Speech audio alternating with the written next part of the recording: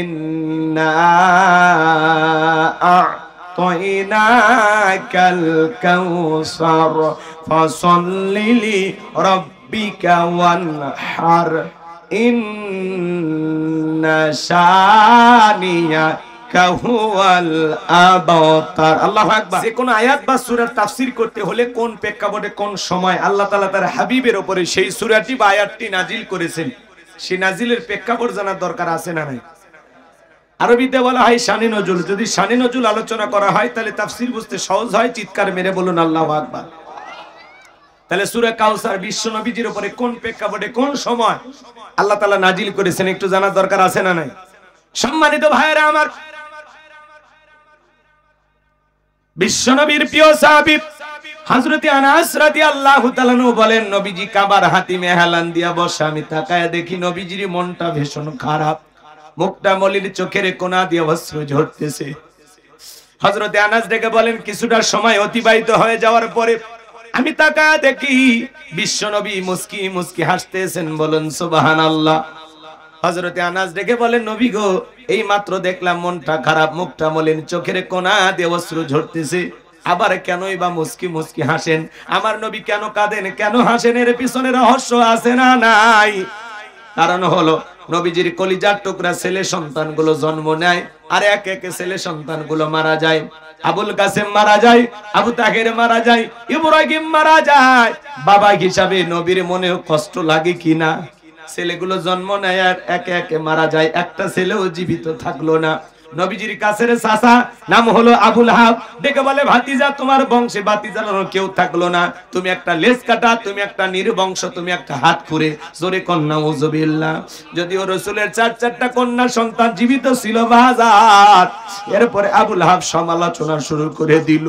একে তো সন্তান হারানোর ব্যথা, অন্যদিকে আপন মানুষদের সমালোচনা। নবীজির মনের কষ্ট কমে না বাড়ে? আপনারাই বলুন, আল্লাহ না করুক, আল্লাহ না করুক, আপনার আমার সন্তান যদি মারা যায়, কাছের আত্মীয় স্বজনদের উচিত বিপদের দিনে সান্ত্বনার বাণী শোনানো, বিপদের দিনে সান্ত্বনার কথা বলা। বাবা, তুমি সবর করো, ধৈর্য ধারণ করো, জীবন মৃত্যুর মালিক আল্লাহ, আল্লাহ সন্তান দিয়েছে, আল্লাহ নিয়েছে, তুমি মন খারাপ করো না। আল্লাহ যদি চাই বছর না ঘুরতে আবারও তোমাদের ঘর আলোকিত করে সন্তান দিতে পারেন, তিনি কে? কাছের মানুষদের উচিত বিপদের দিনে সান্ত্বনা দেওয়া, কিন্তু নবীর চাচা আবুল আহাব এতটাই খারাপ, সান্ত্বনা দেওয়া দূরের কথা, ডেকে বলে, ভাতিজা, তুমি একটা লেজ কাটা, তুমি একটা নির্বংশ। এই কথা বলে বিশ্ব নবীকে কষ্ট দেয়। আবু জেহেলের চাইতে আবুল আহাব বেশি খারাপ। আবুল আহাবের এদিক খেয়াল করে না, আবুল আহাবের নামে আল্লাহ সূরা নাজিল করেছেন, কিন্তু আবু জেহেলের নামে কোন সূরা নাজিল করেনি। শুধু আবুল আহাব খারাপ না, আবুল আহাবের বউ খারাপ। ওর বউয়ের নাম ছিল উম্মে জামিলা। কথা কয় না কে? ওদের স্বামী স্ত্রীর দুষ্কৃতির কথা যদি আলোচনা করি, কতটা ভয়ঙ্কর ছিল তারা, তাহলে সূরা লাহাবের তাফসীর করা লাগবে, কিন্তু আমি তো ওই দিকে যাব না। তাহলে আমার আলোচনা থেকে আমি ভিন্ন দিকে চলে যাচ্ছি। এটা করলে আবার আপনারা বলবেন, হুজুর তিলাওয়াত করলেন কি আর ওয়াজ শোনাচ্ছেন কি? এদিকে যাওয়ার কোনো সুযোগ নাই। ভবিষ্যতে কোনো মাহফিল আল্লাহ নিয়ে আসলে সেই জায়গায় বলে দেব, বাজান চলেন না একটু সামনের দিকে যাই। তাহলে একে তো সন্তান হারানোর ব্যথা, আপন মানুষের সমালোচনা। নবীজির ছেলে সন্তানগুলো আল্লাহ তাআলা কেন শিশুকালে উঠিয়ে নিলেন? একটা ছেলেও কেন জীবিত থাকলো না? প্রাপ্ত বয়স হওয়া পর্যন্ত, যৌবন পর্যন্ত এই পৃথিবীর জমিনে অনেক নবীর সন্তান জীবিত ছিল, কিন্তু নবীজির একটা ছেলের সন্তান আল্লাহ তাআলা কেন জীবিত রাখলেন না? এর পিছনে রহস্য আছে না নাই? এর পিছনে রহস্য আছে তিনটি। জোরে বলেন কয়টি? নবীর উম্মত হিসেবে কারা কারা জানতে চান? দুই হাত তুলে আল্লাহকে দেখা। সবাই জানতে চান নবীজির ছেলে সন্তানগুলো কেন মারা গেল? কি সেই তিনটি কারণ? শুনবেন তো ইনশাআল্লাহ? হাত নামান। কি সেই তিনটি কারণ? যদি আমি আলোচনা শুরু করি তাহলে 3 নাম্বার আয়াতের আলোচনা করা লাগবে। আমি কি 1 নাম্বার আয়াত বাদ দিয়ে 3 নাম্বারে যাব, নাকি আস্তে আস্তে শুরু করা যাক? ধৈর্য আছে তো ভাই? ধৈর্য আছে তো ইনশাআল্লাহ? সম্মানিত ভাইয়েরা আমার, গভীর মনোযোগ দিয়ে কথাগুলো শ্রবণ করার চেষ্টা করবেন। আমার ভাইয়েরা, এক তো সন্তান হারানোর ব্যথা, অন্যদিকে আপন মানুষদের সমালোচনা। সাহাবায়ে কেরাম যারা ইসলাম ধর্ম গ্রহণ করে, কাফের বেঈমান তাদের উপর নির্যাতন, জুলুমের স্টিম রোলার চালায়। হযরত বেলাল রাদিয়াল্লাহু তাআলা তখনও কালেমা পড়ে মুসলমান হন নাই। নবীজি দারুল আরকামে বসা। হযরত বেলাল বিশ্ব নবীর দরবারে উপস্থিত হইলেন। নবীজির চেহারার দিকে তাকাইয়া ডেকে বলেন, নবী গো, আপনার চাইতে সুন্দর মানুষ আমি জীবনে কোনোদিন দেখি নাই, বলুন সুবহানাল্লাহ। আপনার আমার নবী কতটা সুন্দর ছিলেন জানেন? হযরতে জাবের রাদিয়াল্লাহু তাআলা আনহু বলেন, পূর্ণিমা রাত আমি রাসূলের বাড়িতে গিয়েছিলাম, সেদিন দেখেছিলাম চাঁদ উদয় হয়েছে দুইটা, একটা চাঁদ আসমানে আর একটা চাঁদ জমিনে। হযরতে জাবের রাদিয়াল্লাহু তাআলা আনহু বলেন, আমি একবার আকাশের পূর্ণিমার চাঁদের দিকে তাকাই, আর একবার বিশ্বনবীর চেহারার দিকে তাকাই। ওই আকাশের পূর্ণিমার চাঁদের চাইতেও বিশ্বনবীকে আমার কাছে বেশি সুন্দর মনে হয়।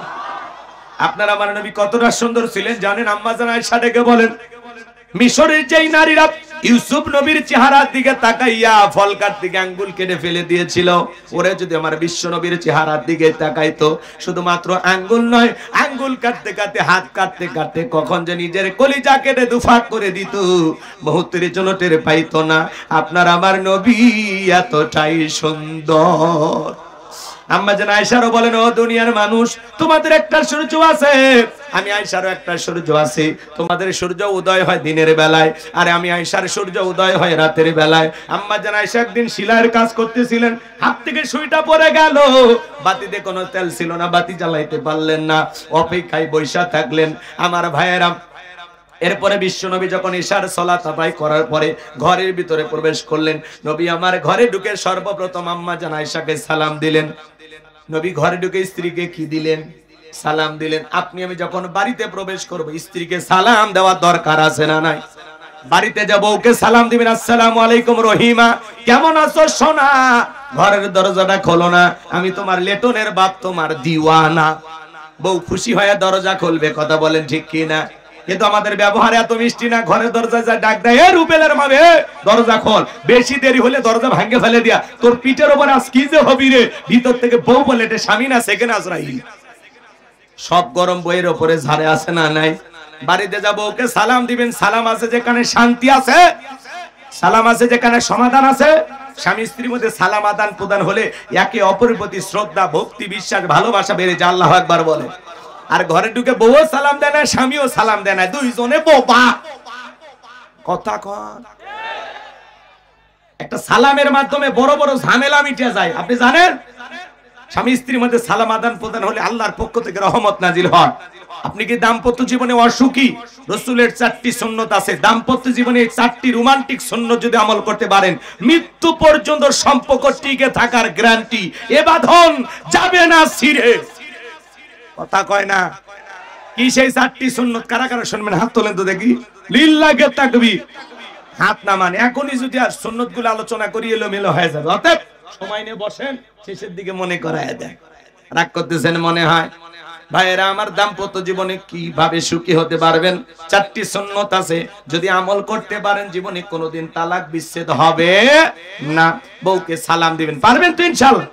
এক জায়গায় ওয়াজ করলাম, ভাই বউকে সালাম দিবেন। কয় হুজুর বউকে সালাম দিতে গিয়ে শরম লাগে। আমি তখন বললাম, তুমি বিয়ে করছো? কি কোন হুজুর, 3 সন্তানের বাবা আমি। আমি তখন বললাম, স্ত্রী সহবাসের একটা দোয়া আছে, তুমি কি জানো? কয় হুজুর, ওটা দোয়া পড়ার টাইম নাকি? কথা হয় নাকি? আমি তখন বললাম, ভাই বউকে সালাম দিতে গিয়ে শরম লাগে, আবার 3টা বাচ্চার বাবা হয়ে যাও। আপনার শরম যদি এত বেশি হয়, আপনার বউয়ের তো বাচ্চা হওয়ারই কথা না। তাহলে যারা বলে বউকে সালাম দিতে গিয়ে শরম লাগে, ওটা শরম না, ওটা শয়তানি। বউকে সালাম দিলে কোনো স্বামীর সম্মান মর্যাদা কমে যায় নাকি? ঘরে ঢুকে ছোট ছোট বাচ্চাদেরকে সালাম দিবেন, ছোট ছোট বাচ্চাকে সালাম দিবেন। 2-1 দিন দিতে থাকেন, 3 দিনের মাথায় দেখবেন ওই বাচ্চাও আপনাকে সালাম দেওয়া শুরু করছে। একটু সুন্দর পরিবার সাজান, খালি ওয়াজ শুনেন না। 14 গোষ্ঠী একসাথে বসে টেলিভিশনে দেখে সিনেমা, তোর কারণে বেঁচে আসি, মরবা কোন দিন তোরা? হ্যাঁ, 14 গোষ্ঠী এক জায়গায় বসে সিনেমা দেখে, নাটক দেখে, টেলিভিশন দেখে। হ্যাঁ, দাদার বয়স হয়ে গেছে, তারপরে নাতনিদের কাছে নিয়ে সিনেমা দেখতেছে। আর কয় নায়িকা, এই নায়িকার মতো চেহারা তো, দোয়া করি ভবিষ্যতে তুইও নায়িকা হবি। দাদা না ইবলিস, ইবলিসের ছোট ভাই। এ কথা কন নাকি আপনারা? এরকম ফ্যামিলি আছে না? দাদা নাতি এক জায়গায় বসে সিনেমা দেখছে। আস্তাগফিরুল্লাহ, নাউযুবিল্লাহ। আল্লাহ জানে সমাজের মানুষদেরকে একটু হেদায়েত দান করে। আপনারা মন খারাপ করেন না। গাইবান্ধার জামালপুরে যাবেন, ছোট ছোট চায়ের দোকানে কমপক্ষে 200-300 শ্রোতা ছবি দেখতেছে। এই আপনাদের রুচি হয় কেমনে গো? ভালো হয়ে যান। এগুলো আজে বাজে জিনিস দেখে আমাদের দাম আছে। মাঝে মাঝে দুই এক জায়গায় চা খাইতে নামি তো দেখি, বাপ রে বাপ, ঢুসুম ঢুসুম সিনেমা হচ্ছে, মুরব্বীরা বসে সেইভাবে দেখতেছে, খালি টানতেছে আর দেখ আছে না। আপনারা মন খারাপ করেন না, ওই দুষ্ট লোকদের বলেছে। আপনারা তো ভালো মানুষ, যারা আজকের মাহফিলে কোরআনের কথা শোনার জন্য বসছে তারা নিঃসন্দেহে ভালো মানুষ। এই ওয়াজ আপনাদের বিরুদ্ধে না, এই ওয়াজ আপনাদের পক্ষে, আর ওদের বিরুদ্ধে। কথা কি বুঝছেন? চলেন ভাইয়েরা, আমার সামনের দিকে নিয়ে যায়। তাহলে বউকে সালাম দিবেন তো ইনশাআল্লাহ। একেবারে যদি ময়দান ফাঁকা থাকে বইয়ের হাত ধরে মুসাফা, এ যুবক কারা, এ কথা বলো। বইয়ের হাত পাশের বাড়ির ভাবির হাত না, ধরলে ঝাঁটা দিয়ে পিটাবি। বইয়ের হাত ধরে মুসাফা করবেন। একেবারে যদি ময়দান ফাঁকা থাকে কোলাকুলি সেরে নেবেন। দাম্পত্য জীবনে সুখ আর শান্তি পেতে গেলে একে অপরকে সালাম দেওয়ার দরকার আছে না না? আম্মা জান আয়েশা ডেকে বলেন, নবীজি সালাম দিয়ে যখন ঘরের ভিতর প্রবেশ করলেন, নবীজির চেহারার আলোতে সইটা কই পড়ে আছে পরিষ্কার দেখতে পেয়েছি। বলুন সুবহানাল্লাহ। নবীর সম্মান মর্যাদা কত জানেন? এক জায়গায় ওয়াজ করলাম, ভাই বলেন তো আমাদের নবীর নাম কি? বলে হুজুর আব্দুল কাদের জিলানী। পীর সাহেবের নাম মুখস্থ আছে কিন্তু কপাল পরা দয়ার নবীর নামটাও জানে না। নবীর সম্মান মর্যাদা কত, যে নবী হা বললে পুরো পৃথিবীবাসীর জন্য আল্লাহ পাক হালালে পরিণত করে দেয়, যে নবী না বললে तमाम পৃথিবীবাসীর জন্য আল্লাহ পাক হারামে পরিণত করে দেয়, যে নবী জমিনে পথ চললে আসমানের মেঘ আসা ছায়া প্রদান করে। বলুন সুবহানাল্লাহ। আপনার আমার নবী কেমন দামি। ও বন্ধু, তোমরা কি জানো রে দোস্ত আমার, তোমরা কি জানো কেমন দামি নবী পাইছি? যে নবী ঘেমে গেলেন, নবীজির দেহের ঘামগুলো আম্মা জানেরা শিশির ভিতরে জমা রাখতেন। বিশেষ দিনে নবীজির দেহের ঘামগুলো সুগন্ধি হিসেবে ব্যবহার করা হতো। যেই নবীর চেহারার উপরে মশা মাছি পড়া হারাম। হযরত আনাস বলেন, নবীজির দেহের ঘামের চাইতে দামি সুগন্ধি আমি আর জীবনে কোনোদিন নাকি পাই নাই। নবীজি রাস্তা দিয়ে হেঁটে যেতেন, এত সুগন্ধি ছড়াইতো, সবাই বলতো এই রাস্তা দিয়ে হেঁটে গেছে মুহাম্মদ সাল্লাল্লাহু আলাইহি ওয়াসাল্লাম। নবীজি যখন ওযু করতেন, নবীজির দেহের এই ওযুর পানিগুলো সাহাবায়ে কেরাম কি করতেন জানেন? এরকম মাঝে মাঝে নিয়ে নিয়ে তারা নিজের দেহের বিষয়ে ব্যবহার করতেন। আতরের চাইতে বেশি সুগন্ধি ছিল। বলুন সুবহানাল্লাহ। নবীজি থুতু নিক্ষেপ করলে সেখান থেকে সুগন্ধি বের হয়। সুবহানাল্লাহ। কেমন নবী পাইছি? আসমানের চাঁদের দিকে ইশারা করলে চাঁদ দুই টুকরো হয়ে যায়, জমিনে পা তুললে মাওলা পাকের আরশে আজিমে পৌঁছে যায়। কেমন নবী পাইছি বাজান। নবীর সম্মান মর্যাদা নিয়ে যদি আলোচনা করি, কিয়ামত পর্যন্ত আলোচনা করে শেষ হবে না। যেই ছাগলের স্তনে দুধ নাই, নবীজির হাতটা লেগে গেলে দুধে পরিপূর্ণ হয়ে যায়। যেই খাবার 2-3 জন মানুষ খাবে, ওই খাবারে যখন বিশ্ব নবীর হাতটা লেগে যায়, শত শত মানুষ খাবারে খেয়ে যেমন খাবার তেমনি থাকে। যেই নবীর চেহারা থেকে তাকাইলে পেটের ক্ষুধা নিবারণ হইয়া যাইতু। সেই নবীর কাছে হযরতে বেলাল ডেকে বলেন, নবী আপনি কালিমার দাওয়াত দেন, ইসলামের প্রচার করেন, দয়া করে আমারে কালেমা পড়ায়া দেন। বিশ্ব নবী পড়া দিলেন, লা ইলাহা ইল্লাল্লাহু মুহাম্মাদুর রাসূলুল্লাহ সাল্লাল্লাহু আলাইহি ওয়াসাল্লাম। হযরতে বেলাল কালেমা পড়ে মুসলমান হয়ে গেল। আমার নবী ডেকে বলে, বেলাল ইসলামের অবস্থা কোন ভালো না, কালেমা পড়ে আপাতত প্রকাশ করা যাবে না। আপনারাই বলেন তো বাজান, ইসলামের অবস্থা কি সব সময় ভালো থাকে? আজ তাম পৃথিবীর দিকে তাকায় দেখেন, ওই তাম পৃথিবীর জালেম বেঈমানরা ঐক্যবদ্ধ হয়েছে ইসলাম আর মুসলমানকে মুছে ফেলার জন্য। আজও সাদা চামড়ার দলেরা মুসলমানদেরকে নিয়ে ষড়যন্ত্র করে। আজও ফিলিস্তিনি জমিনে মুসলমানের রক্ত ঝরে, কাশ্মীরে মুসলমানেরা মার খায়, চীনে মুসলমানেরা মার খায়, ভারতে গরুর গোশত খাবার অপরাধে মুসলমানদেরকে হত্যা করা হয়। আজও মুসলমানদের উপর হাজারো নির্যাতন জুলুম। কথা বলেন ঠিক কি না? তাম পৃথিবীর জালেমেরা চাই এই জমিন থেকে ইসলাম আর মুসলমানকে মুছে ফেলতে, কিন্তু ওরা তো জানে না ইসলামের সুইচ আছে কার হাতে। আমার আল্লাহ বলেন, ইউরিদুনা লিতুফিউ নূরাল্লাহি বিআফওয়াহিহিম আল্লাহু মুতিম্মু নূরিহি ওয়ালাউ কারিহাল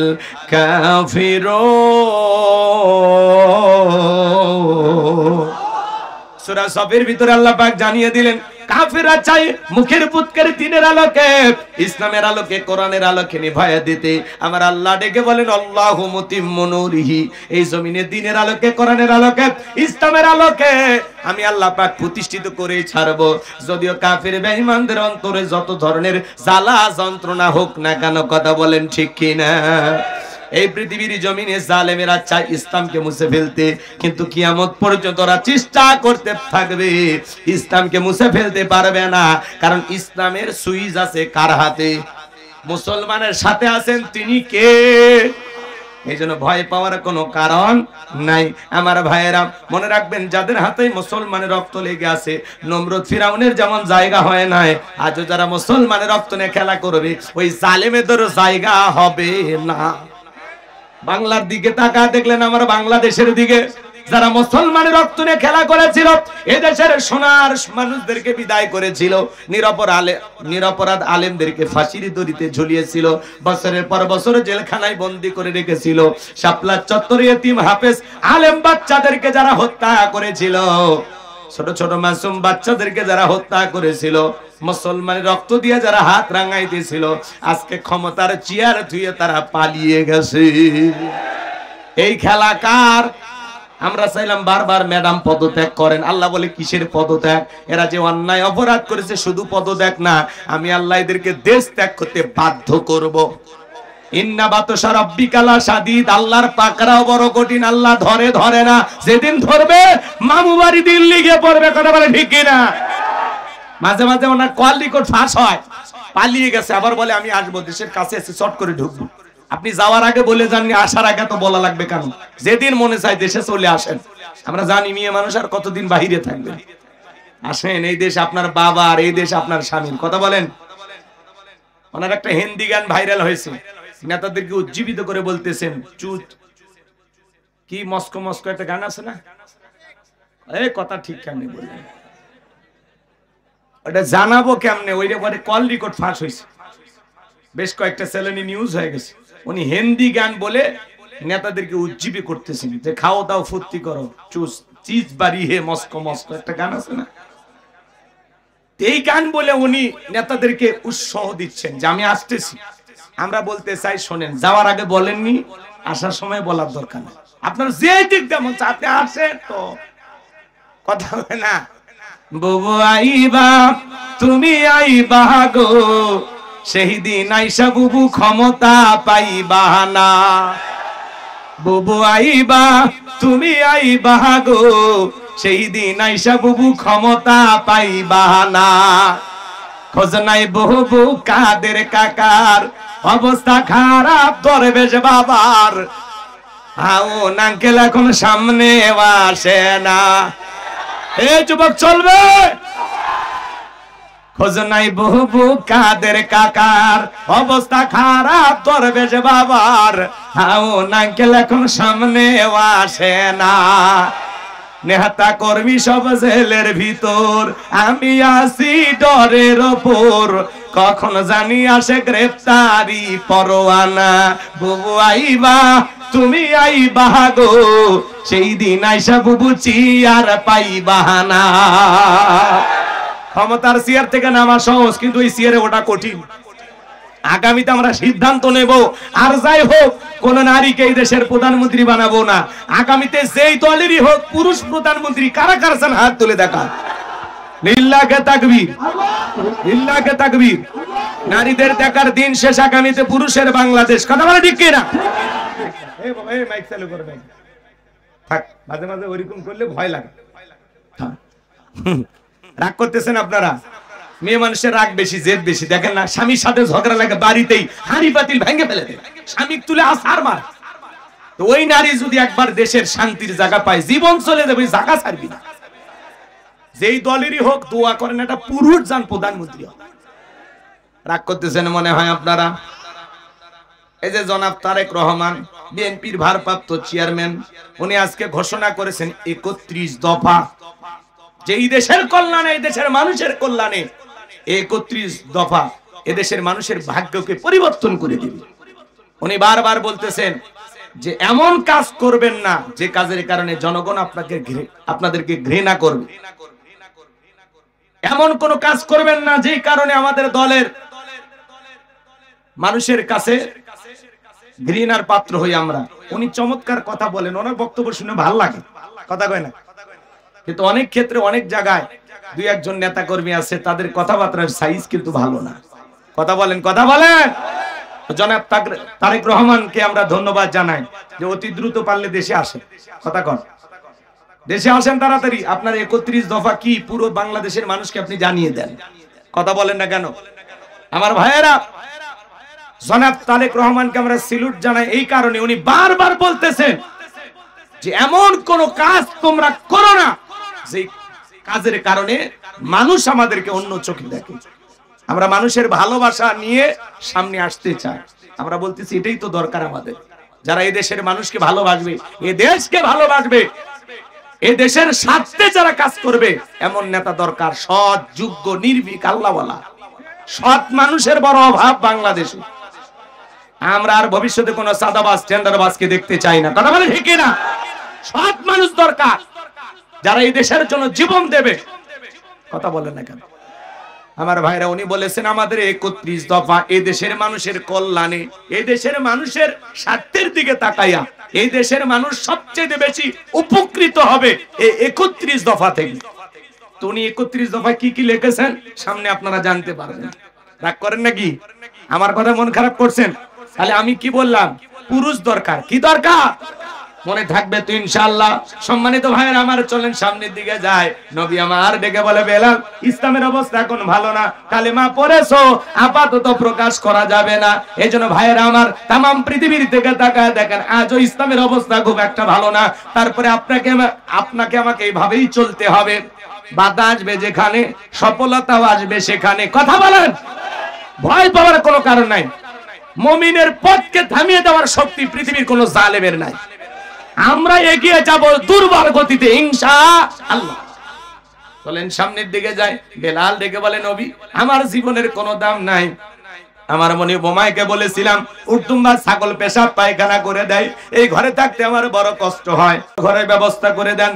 ওমায় ডেকে বলে, বেলাল উর্দুম্বা ছাগলের দাম আমার কাছে আছে, কিন্তু তোর মতো কালো হাফসি বেলালের দাম আমার কাছে নাই। নবী গো, আপনি শুধু আমাকে দোয়া করে দেন, মৃত্যু পর্যন্ত যেন কালেমার পথে টিকে থাকতে পারি। এই কথা বলে আমার ভাইয়েরা, হযরতে বেলাল চলে গেলেন। পরের দিন সকালবেলা সূর্য উদয় হয়ে গেছে, অনেকটা বেলা হয়ে গেছে, বেলাল দরজা খোলে না। অন্যান্য চাকর যারা আছে নালিশ নিয়ে চলে গেছে ওমার কাছে, যা বলে, নেতা এখন পর্যন্ত বেলাল দরজা খোলে নাই, তাই বলে, হ্যাঁ ঠিক আছে চলো যাই। দরজায় ডাক দেয়, এ বেলাল দরজা খোল।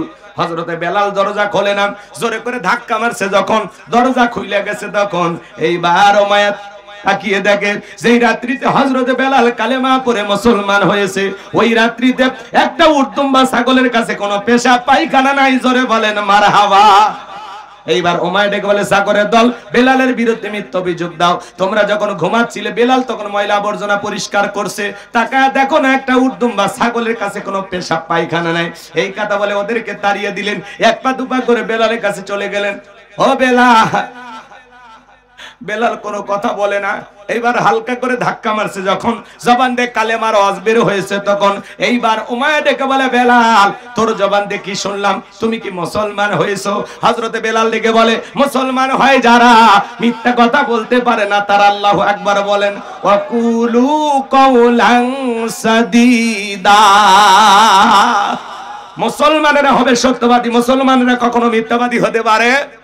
আর আমাদের সমাজে বড় পেটে মিথ্যা, খালি পেটে মিথ্যা, এক পা কবরে চলে গেছে, চেহারা বেঁকা হয়ে গেছে, তারপরে মিথ্যা বলা ছাড়ে না। আছে না নাই বাজার? বলে মিথ্যা কথা না বলে আমার পেটের ভাত হজম হয় না। তাহলে ভাত খায় না পাথর খায়, আল্লাহ ভালো জান। একটু ভালো হয়ে যান। মুসলমানের জবান দিয়ে কখনো মিথ্যা কথা আসতে পারে না।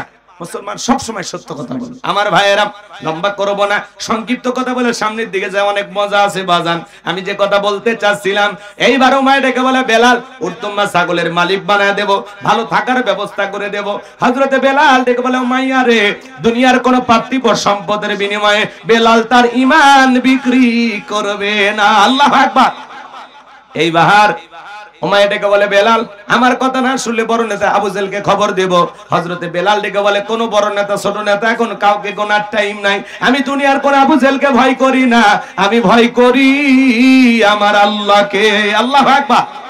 এইবার উমাইয়া দৌড়ে চলে গেল আবু জেহেলের বাড়িতে, যা বলে নেতা সংবাদ খুব খারাপ, আমার বাড়ি কিতদার বেলাল কালেমা পড়ে মুসলমান হয়েছে। তাই নাকি? বলে হ্যাঁ ঠিক আছে যাও আসতেছি।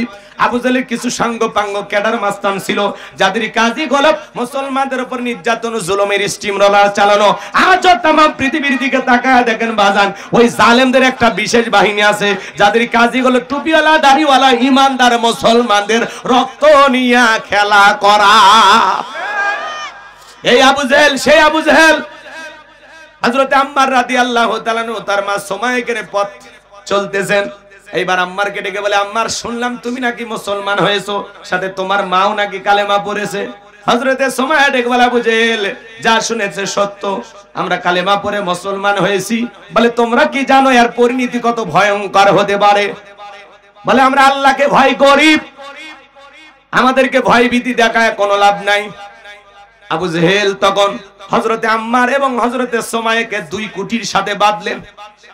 এইবার আম্মারকে ডেকে বলে আম্মার তোর চোখের সামনে একটা যদি খেলা দেখায়। বলে কি খেলা দেখাবা? বলে তোর চোখের সামনে যদি তোর মার শরীর থেকে কাপড়গুলো খুলে ফেলে দেওয়া হয় কেমন হবে? হযরত আম্মার মাথাটা নিচু করলেন। আবু জেহেল সুমাইয়ার কাছে চলে গেল, আঘাতের পর আঘাত করতে লাগলো, একটানে দেহ থেকে কাপড় খুলে ফেলে দিল। সুমাইয়া মাটির উপরে পড়ে গেল। এইবার আবু জেহেল ডেকে বলে আম্মারের মাথাটা উঁচু করো, ওর মাকে এক নজর দেখুক। হযরতে আম্মারের মাথাটা জোর করে উঁচু করা হলো। ডেকে বলে আল্লাহ জমিনটা যদি ফাঁক হয়ে যাইতো এই দৃশ্য দেখার আগে। আবু জেহেল ডেকে বলে আম্মার এখনো কি নবী মুহাম্মাদের কালেমা ছাড়বি না? হযরত আম্মার রাদিয়াল্লাহু তাআলা ডেকে বলে সুমাইয়া ডেকে বলেন আমার সন্তান আম্মার বেঈমানের কথা ঈমান ছাড়বা না। আমি এমন সন্তান গর্ভে রাখিনি যে সন্তান জালেমের ভয় আল্লাহকে ভুলে যাবে। কেমন মা মৃত্যুর আগে সন্তানকে সাহস জুগিয়ে যাচ্ছেন। আল্লাহু আকবার। এইবার আবু জেহেল ধারালো একটা বর্ষা দিয়া হযরত সুমাইয়ার লজ্জাস্থানে আঘাতের পর আঘাত করলেন, রক্ত দিয়া রাস্তা মেখে গেল। হযরত সুমাইয়া শাহাদাত বরণ করবেন, সে সময় সন্তানকে ডেকে বলেন আমার সন্তান আম্মার আমি শাহাদাতের পেয়ালা পান করব। আমি মনে হয় বেশিক্ষণ আর থাকবো না, আমি আমার নাকে জান্নাতের সুগন্ধি পাচ্ছি। ও আমার সন্তান বেঈমানদের কথায় কখনো ঈমান ছাড়বা না। আল্লাহু আকবার। তারা জীবন দিয়েছেন। ইসলামের প্রথম শহীদ হযরতে সুমাইয়া একজন নারী। আল্লাহু আকবার। এই সেই আবু জেহেল বেলালের কাছে এসে বলে বেলাল এই দিকে আয়, আমি তোরে পার্সোনাল ভাবে মহব্বত করি। এ বেলাল এসব কি শুনছি তুমি নাকি মুসলমান হয়েছো? হযরতে বেলাল ডেকে বলে মুসলমান হয় যারা মিথ্যা কথা বলতে পারে না তারা। গতকাল রাত্রিতে নবীজির হাতে হাত রেখে আমি কালেমা পড়ে মুসলমান হয়েছি। আবু জেহেল ডেকে বলে বেলাল তোমারে উর্দুম্বা ছাগলের মালিক বানায় দেব, ভালো থাকার ঘর বাড়ি ব্যবস্থা করে দেব, ব্যবসা বাণিজ্য যদি করতে চাও দিরহাম টাকা পয়সা যা লাগে দেব রে বেলাল। তুমি চাইতে দি তোমার চাহিদাটা পূরণ করতে আমরা দেরি করব না। হযরতে বেলাল ডেকে বলে আবু জেহেল রে দুনিয়ার সব সম্পদ যদি বেলালকে দিতে চাও দুনিয়ার সব সম্পদ ছাড়তে রাজি, বিশ্ব নবীর কালেমা ছাড়তে রাজি নাই। বলেন আল্লাহু আকবার। বিলালের মতো যারা খাঁটি ইমানদার এদেরকে টাকা দিয়ে কেনা যায় না, কিন্তু মুনাফিক মার্কা মুসলমান যারা টাকার কাছে বিক্রি হয় তারা টাকা যেই দিকে ফতুয়া সেই দিকে, টাকার জোরে ওদের ফতুয়া ঘরে, টাকা পাইলে বাতিলের পাঁচাটা গোলাম হয়। আছে না নাই? টাকা পাইলে বৈধকে অবৈধ বলে ফতুয়া দেয়, অবৈধকে বৈধ বলে চালিয়ে দেয়, টাকার জোরে ফতুয়া ঘরে। এরকম মুনাফিক মার্কা মুসলমান আছে না নাই? বাংলাদেশে নাই, পাকিস্তান আর ভারতে আছে। চলেন বাজান সামনের দিকে যায়। হযরতে বেলালের এই কথা শোনার পরে আবু জাহেল ডেকে বলে, বেলাল সোজা আঙ্গুলে ঘিউ নাও, আঙ্গুলে একটু বাঁকা করা লাগবে। এই কথাটা বলে যুবকদের লেলিয়ে তুলে চাবুক দিয়ে পিটাও। হযরতে বেলালকে চাবুক দিয়ে পিটাইতে পিটাইতে কালো চামড়া গুলো ফেটে রক্ত ঝরা শুরু হয়ে গেল। ওরা যত জোরে চাবুক মারে, বেলাল তত জোরে আল্লাহর জিকির করে। চাবুক দিয়ে পিটাইতে পিটাইতে কালো চামড়া গুলো ফেটে রক্ত ঝরতেছে। আবু জাহেল ডেকে বলে, বেলাল চাবুক দিয়ে পিটাইতে পিটাইতে কালো চামড়া গুলো ফেটে রক্ত ঝরতেছে রে বেলাল, তারপরে নবী মুহাম্মাদের কালেমা ছাড়বি না? হযরতে বেলাল ডেকে বলে, আবু জাহেল রে, মারতে মারতে যদি মেরেও দাও জীবনটা দিতে রাজি, নবীজির কালেমা ছাড়তে রাজি নাই। আল্লাহু আকবার। এইবার আবু জাহেল ডেকে বলে, এ বেলালের পায়ে রশি লাগাও। হযরতে বেলালের পায়ে রশি লাগায় উঠের সাথে বাঁধলেন।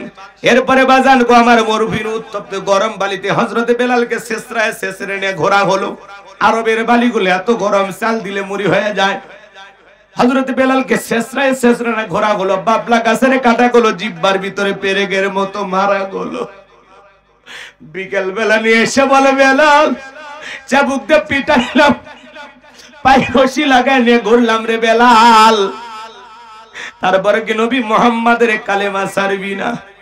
হযরতে বেলাল ডেকে বলে, আবু জাহেল রে, মারতে মারতে যদি মেরেও ফেলে দাও, বেলালের নিঃশ্বাস থাকবে যতদিন, বেলাল ইসলামের পথে টিকে থাকবে ততদিন। আল্লাহু আকবার।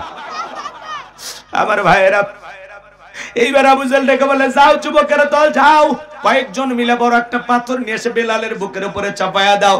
বেশ কয়েকজন যুবক মিলে বিশাল বড় একটা পাথর নিয়ে আসা হযরতে বেলালের বুকের উপরে চাপায়া দিল। আবু জাহেল মনে করলো পাথরের চাপার আঘাতে বেলাল মারা যাবে, এই কথা ভেবে কাফেররা চলে গেল। হযরতে বেলালের হাত বাঁধা, পা বাঁধা, বুকের উপরে বিশাল বড় পাথর, রক্তাক্ত জিহ্বা, এরপরে জিহ্বা নাড়ায়া জিকির করে কার?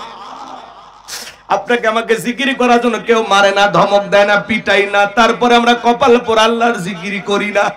হাদিস শরীফের ভিতরে আসছে বাজান, যার জিহ্বাটা আল্লাহর জিকিরে ভিজা থাকবে, ওই জিহ্বাওয়ালা মানুষ কোনোদিন জাহান্নামের আগুনে জ্বলবে না। আল্লাহ বলেন, ফাযকুরুনি আযকুরুকুম ওয়াশকুরুলি ওয়ালা তাকফুরুন, তোমরা আমারে স্মরণ করো, আমি আল্লাহ তোমাদেরকে স্মরণ করব। কৃতজ্ঞতা প্রকাশ করো, অকৃতজ্ঞ হয়ো না। সব সময় আল্লাহর জিকির করবেন। মাঠে কাজ করতে করতে জিকির করা যায়, ব্যবসা বাণিজ্য করতে জিকির করা যায়, রিকশা ভ্যান চালাতে চালাতে জিকির করা যায়। সুবহানাল্লাহ, আলহামদুলিল্লাহ, আল্লাহু আকবার, লা ইলাহা ইল্লাল্লাহ, লা ইলাহা ইল্লাল্লাহ, সুবহানাল্লাহি বিহামদিহি, সুবহানাল্লাহিল আযীম। তাহলে সব সময় জবানে জিকির চালু থাকবে কার? আরেকটু জোরে বলেন কার? একটু চিৎকার মেরে ডাক দেন, আল্লাহ, আল্লাহু আকবার। কষ্ট পাইছেন আপনারা? হযরতে বেলাল রক্তাক্ত জিহ্বা, তারপরে আল্লাহর জিকির বন্ধ করে না, চোখের পানি ছেড়ে দিয়ে কাঁদে না, দেখে বলেন, আল্লাহ, আমি বেলালের বুকের উপরে পাথর থাকার কারণে তোমার মতো মালিকের জিকির করতে বড় কষ্ট হয়। তুমি তো সেই আল্লাহ, ইব্রাহিমের জন্য যদি নমরুদের আগুনকে ফুলের বাগান বানায় দিতে পারো, ও আল্লাহ তুমি কি পারো না আমি বেলালের বুকের পাথরটাকে তুলার মতো নরম বানায় দিতে? হযরতে বেলাল দোয়া করতে দেরি, আসমানের মালিক আল্লাহ দোয়া কবুল করতে দেরি করে নাই।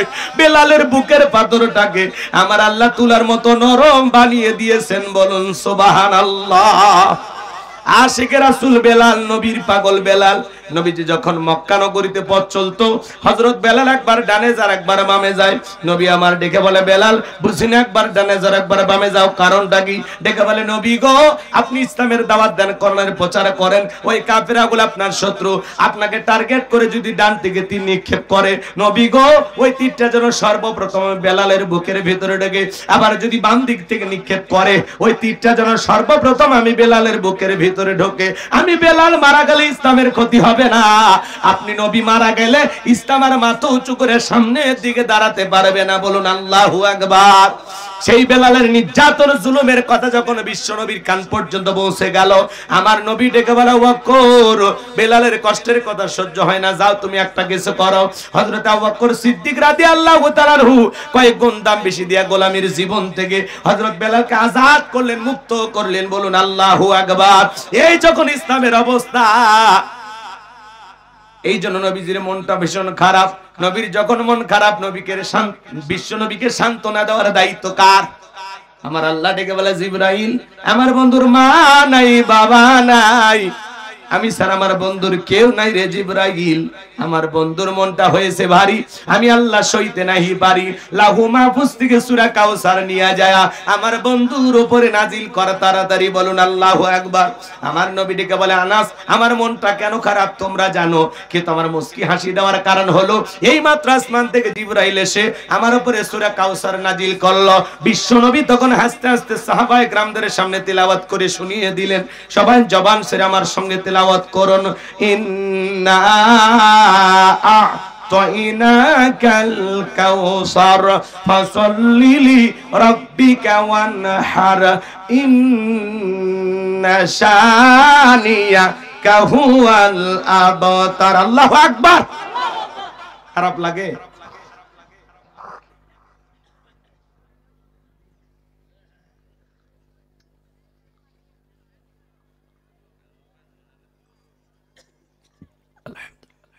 সম্মানিত ভাইয়ের আমার আল্লাহ রাব্বুল আলামিন জানিয়ে দিলেন, ইন্না আ'তাইনাকাল কাউসার। আল্লাহু আকবার। আমার আল্লাহ ডেকে বলেন, অবশ্যই আমি আল্লাহ পাক আপনাকে হাউজে কাউসার দান করেছি। বলুন সুবহানাল্লাহ। ইন্না আ'তাইনাকাল কাউসার, নিশ্চয়ই আমি আল্লাহ পাক আপনাকে হাউজে কাউসার দান করেছি। পৃথিবীর অন্য কোন নবী রাসূলকে আল্লাহ পাক হাউজে কাউসার দান করেন নাই। আপনার আমার নবীকে আল্লাহ পাক হাউজে কাউসার দান করেছেন।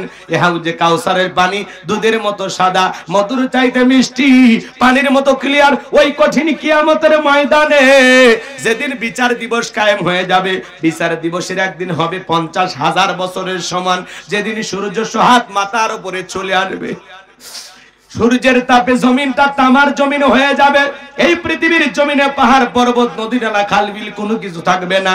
কুল্লু মান আলাইহা ফান। এই পৃথিবীর সবকিছু আল্লাহ তাআলা ধ্বংস করে দিবেন।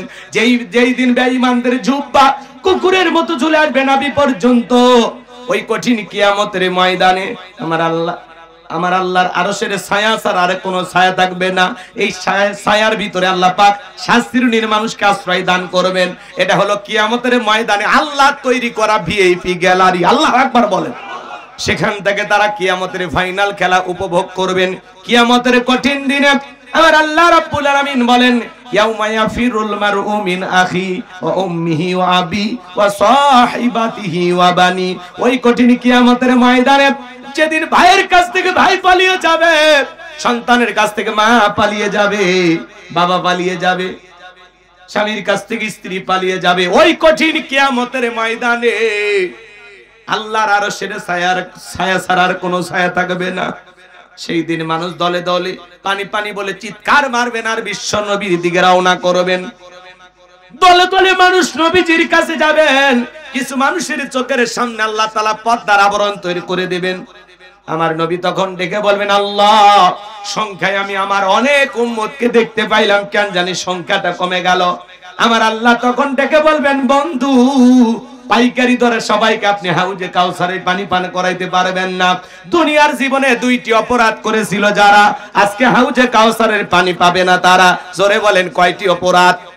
ওই দুইটি অপরাধ আপনার আমার ভিতরে থাকতে পারে কিনা জানা দরকার আছে না নাই? দুইটি অপরাধ দুনিয়ার জমিনে করবে যারা, নবীর হাতে হাউজে কাউসারের পানি পাবে না তারা।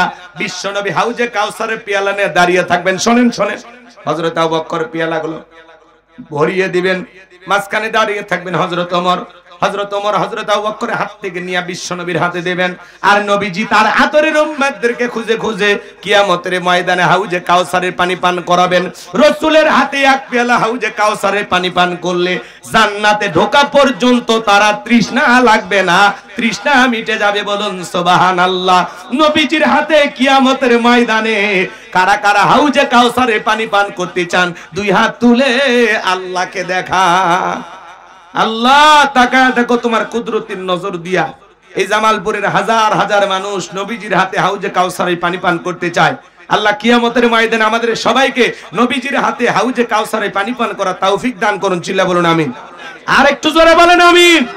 আরো একবার বলেন আমিন। হাত নামান।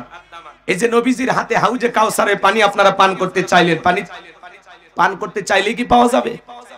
এই ছেলে বসেন, মুরব্বি চাচা বসেন বসেন। 12টা এখনো বাজেনি, 12টা বাজলে উঠবেন, নিজের ওয়াদাটা ঠিক রাখেন। বসেন বসেন। এদিক খেয়াল করেন, হাউজে কাউসারের পানি চাইলেই কি পাওয়া যাবে? হ্যাঁ কথা বলেন, চাইলেই কি পাওয়া যায়? আমি আপনাদের এলাকায় আসলাম, একটা ছেলের হাতে কিছু চকলেট দিলাম, দিয়ে বললাম বাবা এই চকলেট গুলো নাও আর আমার জন্য এক বাদা পানি এনে দাও, আমি একটু ওযু বানাবো। ওই ছেলেটা চকলেট পায় মারছে দূর, মাঝখানে আসার খাইয়ে পুড়ে গেছে, হাঁটু ছিলে গেছে, রক্ত বের হয়ে গেছে। চকলেট থাকার কারণে উঠে দাঁড়াইয়া বদনা ভরিয়া পানি নিয়ে আমার সামনে হাজির। আমি তখন বললাম বাবা এই পানিটার দিকে তোমার কষ্ট হয়েছে, মাঝখানে পুড়ে গেছো, ব্যথা পাইছো, হাঁটু ছিলছি, রক্ত মনে বেরোইছে। চকলেটের খুশির কারণে বলতেছে আমি এরকম কত পরে যাই আমার কিছুই হয় না। কথা বোঝেন নাই আপনারা? শোনেন, নবীজির হাতে হাউজে কাউসারের পানি চাইলেই পাওয়া যায় না, কাজ করতে হবে। ঠান্ডা পানি দিয়ে ওযু বানায় নামাজ পড়তে হবে। হঠাৎ করে আপনি নামাজ ধরছেন, পুরাতন মুসল্লি যারা নিয়মিত নামাজ পড়ে এরা নতুন মুসল্লি দেখলে একটু ঠাট্টা বিদ্রুপ করে। সূর্য আজ কোন দিক উঠছে? উত্তর পাড়ার বাদশা দেখি মসজিদে। নামাজ পড়বি না 2 দিন পর ছাড়ে দিবি, আছে না নাই ভাই? আচ্ছা আপনাদের এলাকায় এই আমি যে কথাটা বললাম কি ভাষায় বলে একটু বলেন তো দেখি। ভাষায় মিল আছে নাকি একটু বলেন, একজন বইলে আমারে শিখায় দেন। ঠিক আছে না? এইভাবে বলে না, সূর্য কোন দিক উঠছে, নতুন নতুন মুসল্লি দেখি মসজিদে, নামাজ পড়বা না 2 দিন পরে ছেড়ে দিবা? আরে ভাই 2 দিন পড়বে না 2 ওয়াক্ত পড়বে, আপনার সমস্যা কি? আপনি তো দাওয়াত দিয়ে 5 জনকে মসজিদে আনতে পারেন না, সেই মুরাদ নাই, সেই ক্ষমতা নাই। হঠাৎ করে কেউ নামাজ ধরেছে তার নিয়ে কেন সমালোচনা করবেন? ও আঘাত পায় যদি কাল থেকে মসজিদে আর না আসে, আল্লাহর কাছে কি জবাব দিবেন? এই অধিকার আপনাকে কে দিয়েছে? হ্যাঁ এই অধিকার আপনাকে কে দিল? আপনি পারলে তার সমালোচনা না, দোয়া করেন যে ভাতিজা তুমি মসজিদে আসছো, নামাজ পড়তে আসছো, দেখে দিলটা ভরে গেছে, আল্লাহর কাছে দোয়া করি আল্লাহ যেন মৃত্যু পর্যন্ত তোমাকে মসজিদে এসে সিজদা দেওয়ার তৌফিক দান করে। আপনি দোয়া করবেন, ভালোবেসে বুকে টানবেন, নামাজ পড়ে বিকেলে স্ট্যান্ডে বসে চা খাবেন, কথা কন। আর আপনি সমালোচনা করেন মানে? ওই 2 দিন পড়বি না 2 ওয়াক্ত পড়বি, আপনার সমস্যা কি? আপনি মসজিদের সিসি ক্যামেরা কে ঢোকে কে বের হয় খবর রাখেন নাকি আপনি? ভালো হ্যাঁ যান মুরব্বি, মুরব্বি, ঠিক আছে। শোনেন শোনেন শোনেন, যুবক বয়সে দাড়ি রাখছে ওইটা নিয়েও সমালোচনা। এই বয়সে দাড়ি রাখলি বুড়ের ভাব ধরলি, আছে না? যুবক বয়সে দাড়ি রেখে বউ নিয়ে ঘুরতে গেছে, বলে ভাবি আসসালামু আলাইকুম, হাতে চাচার খবর কি? বউ বাড়িতে এসে রাগ করে তোমার সাথে বাইরে যাওয়া যায় না কেন? কয় আমার ডাকে ভাবি আর তোমার ডাকে চাচা। যেই বউ নবীর সুন্নত দাড়িকে মহব্বত করে না ওই বউ আপনাকে 100% ভালোবাসা দিতে পারে না। আমরা তো দাড়ি রাখছি কারে ভালোবাসা? মদিনাওয়ালাকে ভালোবাসা, কথা বলে ঠিক কি না? আমরা মেসি বুঝি না, ম্যারাডোনা বুঝি না, শাকিব খান শাহরুখ খান বুঝি না, আমরা বুঝি নবী মুহাম্মদ সাল্লাল্লাহু আলাইহি ওয়াসাল্লাম, তিনি আমাদের মডেল, কথা বলে ঠিক কি না? লাকাদ কানা লাকুম ফি রাসূলিল্লাহি উসওয়াতুন হাসানাহ, তোমাদের জন্য উত্তম আদর্শ আছে রাসূলের জিন্দেগির ভিতরে। আল্লাহু আকবার বলে। দাড়ির ভিতরে কার প্রেম? মদিনাওয়ালার প্রেম, কথা কয় না কেন? কার প্রেম? কার প্রেম? দাড়ি হলো পুরুষের সৌন্দর্য। দাড়ি ছাড়া পুরুষকে দেখতে ভালো লাগে না। মহিলারও দাড়ি নাই, তোমারও দাড়ি নেই। 50-60 বছর বয়স হয়ে গেছে, চামড়া ঝরে গেছে, সেলুনে যা তাও বলে ক্লিন শেভ, ক্লিন, কথা কয় না কেন? চাচা চামড়া ঝরে গেছে একটু দাড়িটা রাখেন। এই আপনারা এদিক তাকান, আমার দিক তাকান, খারাপ লাগে আপনাদের? হ্যাঁ চাচা এই বয়সে একটু দাড়ি রাখেন, কয় না চুলকে, তো দাড়ি রাখলে চুলকে বেটা, কবরে যা ফেরেশতারা চুলকানির মলম নিয়ে বসে আছে, তোর জায়গা মতো মলম লেগে দিবি। কথা কোন ঠিক কিনা? এই জন্য দাড়ি রাখতে হবে। কথা বলেন। দাড়ি হলো পুরুষের সৌন্দর্য। হ্যাঁ মা, দাড়ি রাখলে যে স্বামীর কি গুণ সেটা তো তুমি বুঝবা না। হ্যাঁ, দাড়ি রাখা এরা আসল পুরুষ। কথা কোন ঠিক কিনা? দাড়ি রাখবেন তো ইনশাআল্লাহ। কোন কোন যুবক আজ থেকে দাড়ি রাখবে হাত তুলে দেখো। যারা দাড়ি রাখেননি তারা হাত তুলে। কি দাড়ি রাখবেন তো ইনশাআল্লাহ? এই যে এতগুলো মানুষ যদি আজকের মাহফিল থেকে দাড়ি রাখে, আজকের মাহফিলকে কবুল করবেন কে? আলহামদুলিল্লাহ, আলহামদুলিল্লাহ। আল্লাহ কবুল করেন, জোরে বলেন আমিন। সম্মানিত ভাইরা আমার, তাহলে হাউজে কাউসারের পানি চাইলে পাওয়া যাবে না। হাউজে কাউসারের পানি পান করতে গেলে কাজ করতে হবে দুইটি। জোরে বলেন কয়টি? দুইটা আঙ্গুল তুলে বলেন তো, কাজ করতে হবে কয়টি? দুইটি। আর চলে আল্লাহ তাআলা সেটা 2 নাম্বার আয়াতে জানিয়ে দিলেন। সবাই আমার সঙ্গে তেলাওয়াত করুন। ফাসল্লিলি রাব্বিকা ওয়ানহার। বলেন বলেন, ফাসল্লিলি রাব্বিকা ওয়ানহার। 1 নাম্বার হলো রবের উদ্দেশ্যে সালাত আদায় করা লাগবে। ফাসল্লিলি রাব্বিকা, রবের উদ্দেশ্যে সালাত, নামাজ হবে একমাত্র কার জন্য? قل إن صلاتي ونسكي ومحياي ومماتي لله رب العالمين। সূরা আনআম আয়াত নাম্বার 162। আমার আল্লাহ রাব্বুল আলামিন জানিয়ে দিলেন, নবীজি আপনি বলুন, আমার নামাজ, আমার কুরবানি, আমার জীবন, আমার মরণ লিল্লাহি রাব্বিল আলামিন, আসমান জমিনের প্রতিপালকের জন্য। তাহলে মুমিন জীবনের সব ইবাদত হবে একমাত্র আল্লাহ তাআলাকে রাজি খুশি করার জন্য। কথা বলেন ঠিক কি না? ফালাহাল মুমিনুন আল্লাযীনা হুম ফি সালাতিহিম খাশিউন। অবশ্যই মুমিনেরা সফল যারা নিজেদের সালাত বিনয়ের সহিত, নম্রতার সহিত, আল্লাহর ভয় নিয়ে আদায় করে। নামাজ হবে একমাত্র কার জন্য?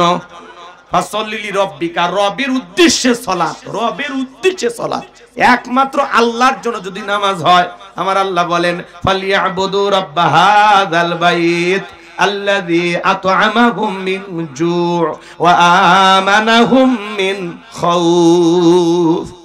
আমার আল্লাহ তাআলা রেখে বলেন, এই ঘরের মালিকের ইবাদত করো। ইবাদত যদি ইবাদতের মতো হয়, নামাজ যদি নামাজের মতো হয়, বান্দারে আমি আল্লাহ 2টা জিনিস দেব। যে বান্দা 5 ওয়াক্ত সালাতে মাথা নত করে আমি আল্লাহকে সিজদা দেবে, ও বান্দা নামাজ যদি নামাজের মতো হয়, আল্লাযী আত'আমাহুম মিন জু', 1 নাম্বার আমি আল্লাহ তোমাদের জন্য রিজিকের ব্যবস্থা করব। বলেন তো বাজান, রিজিক দেওয়ার মালিককে? রাতের বেলা একটা প্রাণী বের হয়, কুকয়া ছিল, নাম শিয়াল পণ্ডিত। আপনাদের এলাকা আছে? ওর নামে কি জামালপুরে ভাতের হোটেল আছে, মুরগির হোটেল আছে, ব্যাংকের অ্যাকাউন্টে টাকা জমানো আছে। ওটা বসা করে গায়ে চলে, বস, ওরা বসায় দাও, বস বাবা বস। ভাতিজা কিসের আধা ঘন্টা তোমার পেশাব লাগে গো? পেশাব লাগবে জামালপুর, পেশাব করবি যা টাঙ্গাইল মধুপুর। ওটা পুরুষ। 12টার আগে উঠবে না বলছি না, মাথা সোজা করা যাবে না। বসেন, জোর করে হলে কয়েকটা মিনিট কথা শুনেন। আসল রহস্য আছে এখন, আপনি জান কে? আসল মজা তো এখন। ঘটনা তো ভালোই লাগলো, তো তাফসীর ভালো লাগে না? পয়েন্টে পয়েন্টে কথা বলতে হবে। কি হলো, তাফসীর ঠিক আছে তো? আলহামদুলিল্লাহ। এটা বোঝেন, ওয়াজ বুঝে যান। হাউজে কাউসারের পানি চাইলে তো পাওয়া যাবে না, মামুর বাড়ির ডাল না, গেলে এক ডাবু খাইতে দিন। জান্নাতে যেতে হলে কষ্ট করতে হবে। শোনেন শোনেন, এরপরে যারা ওঠা বসা করতেছেন, যদি পারেন ওই যে রাস্তার পাশে আমার একটা গাড়ি রাখা আছে, রাস্তার নামার পরে আপনাদের এই রোডে আসতি, ওখানে আমার লেখা একটা বই আছে, শেষ বিদায়। একজন মানুষকে নবীজির তরিকা কিভাবে বিদায় করতে হয়। মৃত ব্যক্তিকে চুমা খাওয়া জায়েজ না হারাম? স্বামী স্ত্রী মারা গেলে একে অপরকে গোসল করাইতে পারবে কিনা? মৃত স্বামী স্ত্রী চুমা খাইতে পারবে কিনা একে অপরকে? এরপরে আত্মহত্যা করে যদি কেউ মারা যায়, তার জানাজায় যাওয়া যাবে কিনা? জান্নাত জাহান্নাম সম্পর্কে, আখিরাত সম্পর্কে, কবরের সলজব সহ বেশ কিছু দোয়া সহ 2টি গজল সহ 76 পৃষ্ঠার বইটা, প্রত্যেকটা কথার দলিল দেয়া আছে। এক কথা আখিরাত মুখী যত কথা আছে সংক্ষিপ্ত করে হলে তুলে ধরা আছে। যদি পারেন আপনারা নিয়ে যাবেন ইনশাআল্লাহ। 50 টাকা হাদিয়া দিয়ে আমার ড্রাইভারের কাছে বললেই ইনশাআল্লাহ নিতে পারবেন। এই যুবক বসো, তাকবীর দেন, লিল্লাহি তাকবীর। এগুলো তো আপনারা কিনবেন না, আপনারা কেনে উপন্যাস। যুবকেরা উপন্যাস বোঝেন? উপন্যাস কিনে। প্রেম কেন কাদায়, যৌবনের মৌবনে অভিশাপ্তরা, মিলন হবে কতদিনে? তোর মরণের পরে। এগুলো আজে বাজে উপন্যাস কিনলে চরিত্র ধ্বংস হয়ে যাবে। কারণ বলে ঠিক কিনা? প্রত্যেকটা মুসলমানের ঘরে একটা সিরাত গ্রন্থ থাকা দরকার আছে না নাই? নবীজির জীবনের শুরু থেকে শেষ পর্যন্ত জানার দরকার আছে না নাই? হ্যাঁ, কিনবেন তো ইনশাআল্লাহ, যদি পারেন নিয়ে যাবেন। ওই বইটার ভিতরে আমার 2টা নাম্বার দেয়া আছে, আমার মাদ্রাসার ঠিকানা সব দেওয়া আছে। চলে সামনের দিকে। এ যুবক, এই এদিক তাকাও, তাকবীর দাও, লিল্লাহি তাকবীর। আচ্ছা ঘুমাইছেন নাকি? হাতটা তোলেন তো, সবাই একটু হাত তোলেন তো, তাকবীর দেন তো। লিল্লাহি তাকবীর। আল কোরআনের আলো এই সংসদে জালো, লিল্লাহি তাকবীর। হাত নামান, বাঘের বাচ্চার মতো আওয়াজ দিবেন। ঘুমানোর দিন চলে গেছে, এখন একটু জাগেন, জাগে বাতি লোক ভাগার ব্যবস্থা করে দেন। সামনে যেন কোরআনের রাজ কায়েম হয়, একটু আল্লাহ যেন কবুল করেন। জোরে বলেন আমিন। তাহলে বলেন তো, শিয়াল ডারে খাওয়ায় কে? আরো জোরে বল। একটা পাখি সকালবেলা খালি পেটে থেকে বের হয়ে যায়, সন্ধ্যাবেলায় ওই পাখির পেটটা ভরে বাসায় ফেরত আসার ব্যবস্থা করে কে? আল্লাহ যদি পাখিকে খাওয়ায়, শিয়ালকে খাওয়ায়, আমরা আশরাফুল মাখলুকাত, আল্লাহর সৃষ্টির সেরা, কুনতুম খায়রা উম্মাতিন উখরিজাত লিন-নাস, তোমাদেরকে উত্তম জাতি বানাইলাম, ভিআইপি বানাইলাম, মর্যাদার আসনে বসাইলাম। তাহলে বলেন তো বাজান, আমাদের রিজিক দেবেন কে? ফামা মিন দাব্বাতিন ফিল আরদি ইল্লা আলাল্লাহি রিজকুহা। আল্লাহ বলেন, পৃথিবীতে এমন কোন বিচরণশীল প্রাণী নাই যার রিজিকের ব্যবস্থা আমি আল্লাহ আসমান থেকে করি না। ওই আটলান্টিক মহাসমুদ্রের 33,000 ফিট গভীরতল পানি নিচে থাকা ছোট্ট একটা প্রাণী, তার রিজিকের ব্যবস্থাও আমি আল্লাহ আসমান থেকে করি। বলুন সুবহানাল্লাহ। 1 নাম্বার আল্লাহ রিজিকের ব্যবস্থা করবেন নামাজের মতো আদায় করলে। আর 2 নাম্বার আল্লাহ বলেন, ওয়া আমানাহুম মিন খাউফ, সকল ভয় থেকে আমি আল্লাহ নিরাপত্তা দেব। বক্সিগঞ্জ বাজার থেকে রাত 2টার দিকে 2 লাখ টাকা নিয়ে আপনি আসবেন জব্বারগঞ্জ বাজার, মনে মনে ভাবতেছেন আল্লাহ টাকা নিয়ে বাড়ি পর্যন্ত যাইতে পারবো নাকি ছিনতাইকারীর কবলে পড়ে টাকা যান 2টা হারাবো, ভয় আছে না নাই? এ জোরে বলেন, আছে না নাই? সব জায়গায় চুরির ভয়, ছিনতাইয়ের ভয়, ডাকাতির ভয় আছে। গতকালকে একজন শিল্পী মশিউর রহমান আমাদেরই ভাই ডাকাতের কবলে পড়ে গেছে। মাঝে মাঝে বক্তারাও ডাকাতের কবলে পড়ে যাচ্ছে। চোরে না শুনে ধর্মের কাহিনী। মসজিদ থেকে যদি জুতো চুরি হয়, তাহলে এই সমাজে পরিবর্তন আনতে হলে আল্লাহর আইন ছাড়া সমাজ পরিবর্তন করা যাবে না। আজকে চুরি দুর্নীতি কোনো বন্ধ হয় না, টেন্ডারবাজি চাঁদাবাজি বন্ধ হয় না। কথা কয় না? মেয়েটা স্কুলে গেল, ভালোভাবে ফিরবে নাকি লালসার শিকার হবে, ভয় আছে না নাই? মেয়েটা কলেজে গেল, একা একা ফিরবে নাকি জামাইয়ের সাথে নিয়ে ফিরবে, ভয় আছে না নাই? এই সমাজে চুরি দুর্নীতি টেন্ডারবাজি চাঁদাবাজি খুন ধর্ষণ বন্ধ হবে সেই দিন, আল্লাহর কোরআন দিয়া জমিনটা চলবে যেই দিন। আইন দিয়ে আর ভারতের পানি পড়া দিয়ে বাংলাদেশ চালাইলে এই 56,000 বর্গ মাইলের 56 ইঞ্চি মাটিতেও শান্তি প্রতিষ্ঠিত কোন নেতা করতে পারবে না, পারবে না, পারবে না। সারাটা জীবন দেখলেন পেপার খুললে খুন ধর্ষণ, খুন ধর্ষণ। কথা কয় না? চুরি ডাকাতি দিনের ঢাকা শহরে প্রকাশ্যে চিন্তা হচ্ছে, প্রকাশ্যে। আমরা বলতেছি এই সমাজে চুরি বন্ধ করতে হলে আল্লাহর আইন চালু করেন। 1500 বছর আগে আল্লাহ আইন দিয়েছেন, ওয়াসারিকু ওয়াসারিকাতু ফাকতুউ আইদিয়াহুমা জাযাআম বিমা কাসাবা নাকালাম মিনাল্লাহ। আজ থেকে 1500 বছর আগে সূরা মাইদার 38 নম্বর আয়াতে আল্লাহ আইন দিয়েছেন, চোর পুরুষ হোক আর নারী হোক, আল্লাহর বিধান, আল্লাহর ফয়সালা। অপরাধ যদি প্রমাণিত হয়, চোরের ডান হাতের কবজি কেটে দাও। একটা চোরের হাত কেটে বাইতুল মাকারমের সামনে নিয়ে আসা সোশ্যাল মিডিয়াতে যদি প্রচার প্রসার করতাম, আমার ভাইয়েরা, আজ যদি বলা হতো বাংলাদেশের পার্লামেন্টে আইন পাস করা হলো, চোর যদি চুরি করে হাতের কবজি কেটে দেওয়া হবে। একটা চোরের হাত কেটে খালি পরীক্ষা করে দেখেন, টেস্ট করে দেখেন, বাকি চোরেরা তওবা করে আল্লাহর ওলি হয়ে যাবে। কিন্তু কে শোনে কার কথা? আজও গেল না মনের ব্যথা। এখন উচিত কথা যদি কই, পিঠের ওপর দিয়া যাবি মই। এ আনন্দে কিছু লোক কিনা খাবে বগুড়ার স্পেশাল দই। যত দোষ নন্দ ঘোষ, সত্যটা বললে দোষ, করলে অন্যায়ের প্রতিবাদ, নামটা হবে তোমার মৌলবাদ, নামটা হবে তোমার জঙ্গিবাদ। আল্লাহর আইন ওদের কাছে ভালো লাগে না। ওদের কাছে বলে না ১৫০০ বছরের আইন, এগুলো ব্যাকডেট। ব্যাকডেট না আপডেট বেটা, খালি টেস্ট কর। ৫৩ বছরে প্রত্যেক বছর এদিক প্রত্যেকবার প্রধানমন্ত্রী হয়েছে মুসলমান, নামাজের ন্যূনতম বিল বাংলাদেশের পার্লামেন্টে পাস করেনি, এমন মুসলমান দিয়ে কখনো ইসলাম কায়েম হবে না। এই কথা কোন রাগ করেন কে? এটা ওয়াজ মাহফিল, এটা রাজনৈতিক মঞ্চ। আমি আল্লাহর আইনের কথা বলতেছি। এই জবান চলবে যতদিন, হক কথা বলবো ততদিন। আমরা কারো বাপ দাদার গোলামি করি নাকি? আমরা আল্লাহর গোলামি করি। আল্লাহর আইন স্যার, আরে বান্দাকে কোন আইনে কন্ট্রোল করা যাবে আল্লাহর সাথে বেশি বুঝতে হবে। হাত কাটেন তো চলেন, একটা শরীর হাত কাটেন চলেন। শোনে না তো ওরা চাচা, মন খারাপ করেন। আমার আশেপাশে যারা থাকে ওগুলো জ্বালিয়ে মেরিয়েন, আপনি মন খারাপ করবেন না। রাগ করতেছেন মনে, ভয়ে বলে পানি এমনি। আমাদের হাত কাটবে কেন? আমরা জীবনে দুর্নীতি করছি? আরে জীবনে কারো কলা চুরি করিনি, মূলের পাতাও ছিঁড়িনি। ওই যে নেতারা আল্লাহর আইন কেন চালু করে না? কারণ ওরা জানে হাত আগে ওরটা কাটা যাবে, কারণ সরিষাই ভূত। এই দেশের 11 লক্ষ কোটি টাকা দুর্নীতি করে বিদেশে পাচার করেছে। 93 বিলিয়ন ডলার বাংলাদেশের মানুষের ঘাড়ে ঋণের বোঝা চাপিয়ে দিয়ে ওরা পালিয়ে গেছে। এমপি মন্ত্রী বড় বড় কথা বলতো, নেতা দেশি বাড়ি হলো বিদেশে, কানাডা আমেরিকা লন্ডনে বাড়ি। কথা কন না কা? এমন নেতা আছে বহুটাও বিদেশি, আছে না?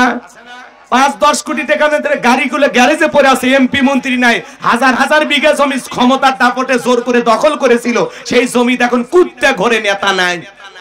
সব নেতা পালে গেছে, প্রধানমন্ত্রীর থেকে শুরু করে আমলা কামলা, এমপি মন্ত্রী, নায়ক গায়ক, ভাই রে ভাই, শিক্ষক বলেন, ডাক্তার বলেন, ইউনিয়ন পর্যায়ের নেতা কর্মী পর্যন্ত পালে গেছে, মসজিদের হুজুরও পালে গেছে।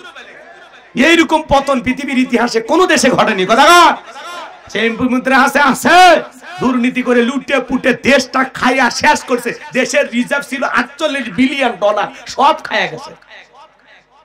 কথা কয় না মন্ত্রী আটকে গেল আইনেরই ফাঁকে, দাড়ি সারা দরবেশটারে ভণ্ড ভণ্ড লাগে। শুনেছি ভাই কত নেতা নেত্রী খাইতেছে ভাই ডান্ডা, বিচারপতি কালামানিকের ফাটিয়েছে নাকি আন্ডা।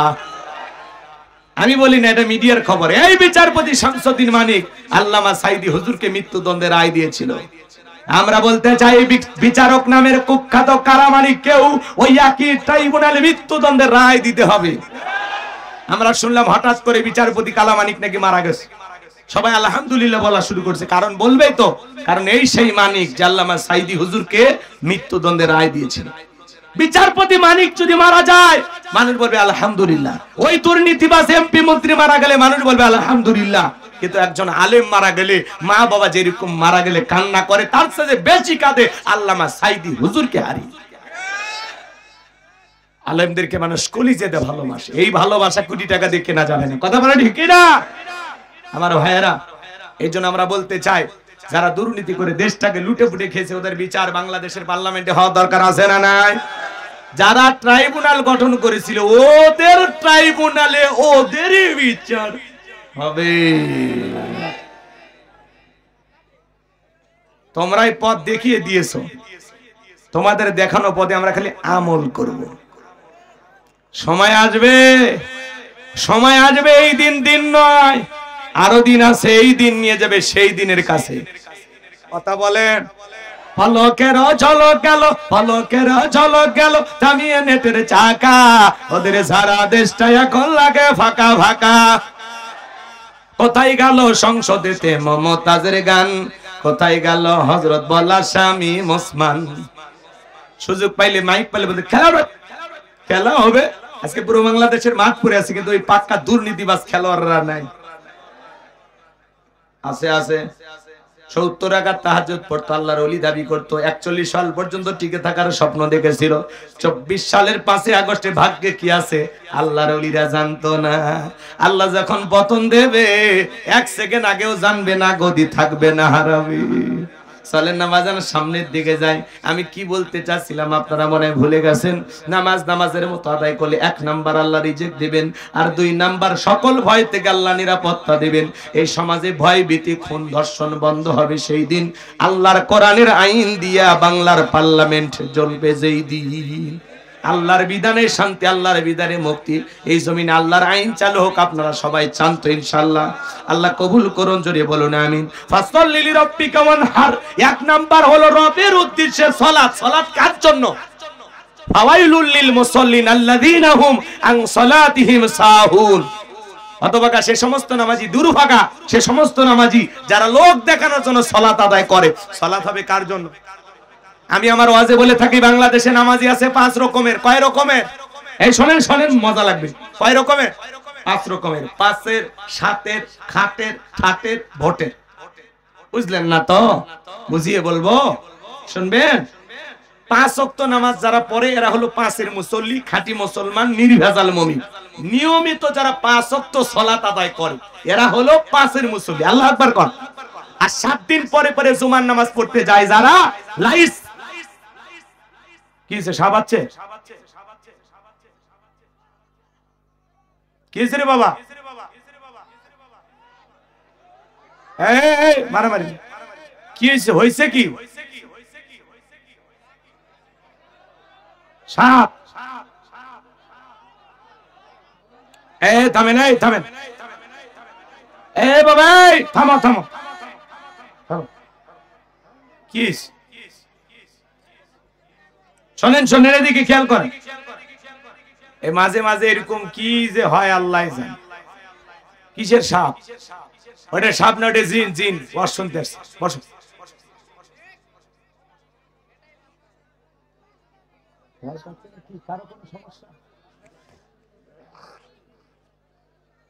ভাই থামেন, থামেন, বসেন বসেন। আরে ভয় নাই, ভয় নাই, বসেন। ছেলেবেলে বসো বাবা, বসো বসো বসো। ভাই হয়েছে কি? ওইখানে হয়েছে কি? বসেন। কোন ভয় পাচ্ছেন নাকি আপনারা? এমপি মন্ত্রীদের কথা বলাতে রাগে গেছে নাকি কেউ? এখনো ওই গ্রুপের কেউ আছে নাকি? ভুলে যান, ভুলে যান। 16 বছরের মা এখন